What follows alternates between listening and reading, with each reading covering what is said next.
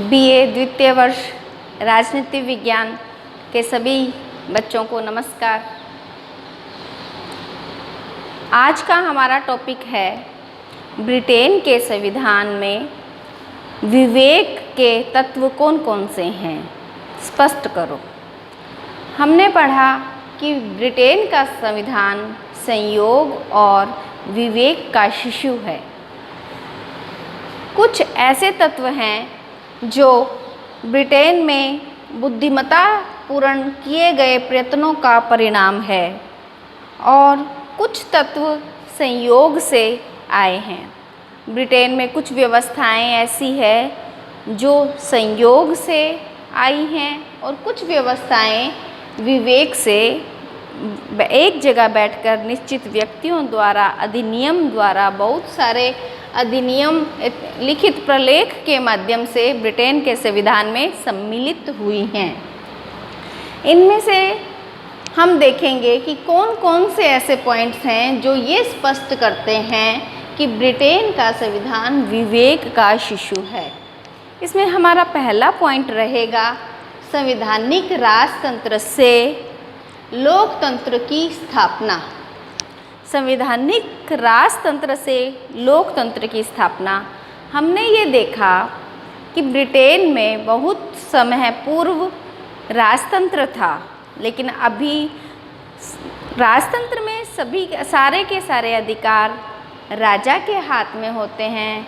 यदि राजा चाहे जिन व्यक्तियों को अधिकार देना चाहे उन्हें देते हैं।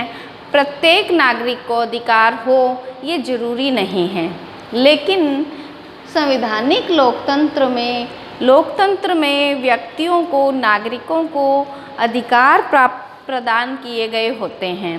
तो इसमें बहुत सारे ऐसे अधिनियम आए हैं जो कि ये स्पष्ट करते हैं कि ब्रिटेन में लोकतंत्र है, ब्रिटेन में नागरिकों के पास में अधिकार विद्यमान है।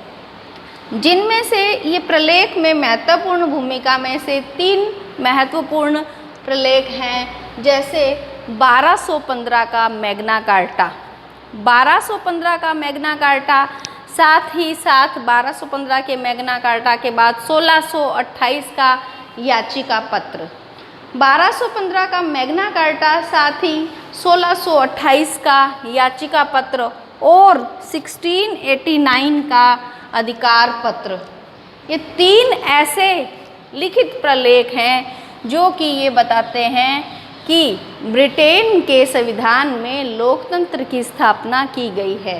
1215 का मैग्ना कार्टा, 1628 का याचिका पत्र और 1689 का अधिकार पत्र। इसके बाद में सेकंड पॉइंट हमारा रहेगा वयस्क मताधिकार। वयस्क मताधिकार गुप्त मतदान प्रणाली एवं निर्वाचन क्षेत्र।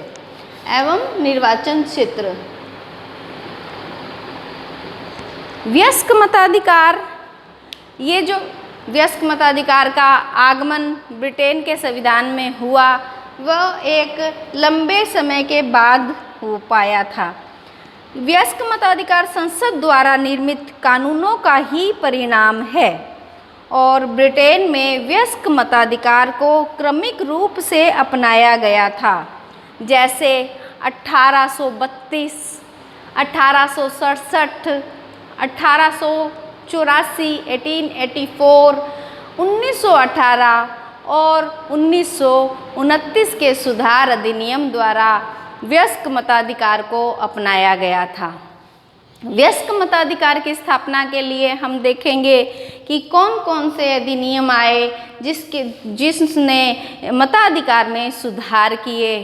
पहला 1832 का, फिर 1867 का, फिर 1884 का, 1918 का, 1929 के सुधार अधिनियम द्वारा।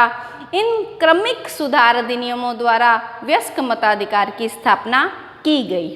इसी के साथ साथ में 1872 में गुप्त मतदान प्रणाली का आरंभ किया गया। गुप्त मतदान प्रणाली का आरंभ के बाद में 1948 में 1948 में एक सदस्यीय निर्वाचन क्षेत्र बहुसदस्यीय निर्वाचन क्षेत्र से चेंज करके एक सदस्यीय निर्वाचन क्षेत्र की शुरुआत की गई। इस प्रकार हम कह सकते हैं कि लगातार क्रमिक अधिनियमों द्वारा ब्रिटेन के संविधान में वयस्क मताधिकार, गुप्त मतदान प्रणाली एवं निर्वाचन क्षेत्र का निर्धारण किया गया। इस प्रकार ब्रिटेन के संविधान में यदि नेक्स्ट पॉइंट देखते हैं कि कौन सा ऐसा तत्व है जो कि विवेक से हुआ है, तो उसमें है कॉमन सभा की श्रेष्ठता। कॉमन सभा की श्रेष्ठता हमें ये बताती है कि पहले के समय में लॉर्ड सभा कॉमन सभा से अधिक श्रेष्ठ होती थी। लॉर्ड सभा में क्योंकि सामंत वर्ग थे, विभिन्न पदाधिकारी धर्माधिकारी थे, इस तरीके से हम ये पढ़ चुके हैं कि लॉर्ड सभा कॉमन सभा से अधिक श्रेष्ठ थी।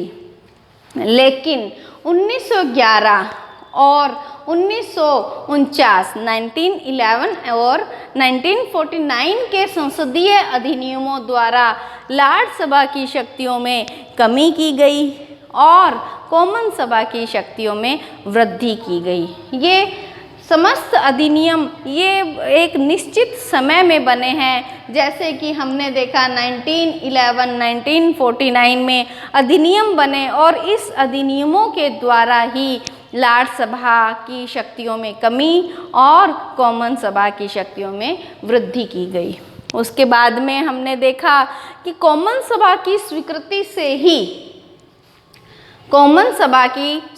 से ही वित्तीय जो विधेयक तथा साधारण विधेयक होता है वो पारित होता है। इस प्रकार हमने देखा साधारण विधेयक और वित्तीय विधेयक पर भी कॉमन सभा का नियंत्रण अधिक हो गया। तो हम ये कह सकते हैं कि 1911 और 1949 के संसदीय अधिनियमों द्वारा कॉमन सभा की श्रेष्ठता अधिक हो गई। उसके बाद में आए पियरीज एक्ट। पियरीज एक्ट का अर्थ है कि ऐसे एक्ट आना जो कि 1958 के अधिनियम के आधार पे आए, जो लॉर्ड सभा के सदस्य होते हैं उन सदस्यों को आजीवन पियर व महिला पियर की व्यवस्था की शुरुआत की गई। आजीवन पियर और महिला पियर की शुरुआत 1958 के अधिनियम के आधार पे की गई और लॉर्ड सभा की संरचना में सुधार किए गए 1958 और 1963 के पियरीज एक्ट के द्वारा। वंशानुगत पियरों की व्यवस्था की समाप्ति पियरीज अधिनियम 2000 के तहत की गई। पियरीज अधिनियम 2000 के तहत वंशानुगत पियरों की समाप्ति की गई और इसके साथ ही जीवन पर्यंत ये व्यवस्था की गई कि जो लॉर्ड सभा के वर्तमान में वंशानुगत सदस्य हैं वे तो जीवन पर्यंत बने रहेंगे, लेकिन उनके उत्तराधिकारी को लॉर्ड सभा की सदस्यता प्राप्त नहीं होगी।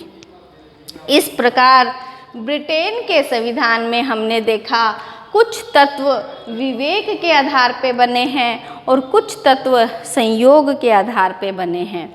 ब्रिटेन संविधान में का जो विकास है ऐतिहासिक घटनाओं का योगदान है और इसके साथ साथ में ब्रिटेन के संविधान का ब्रिटेन का संविधान विकास का भी परिणाम है।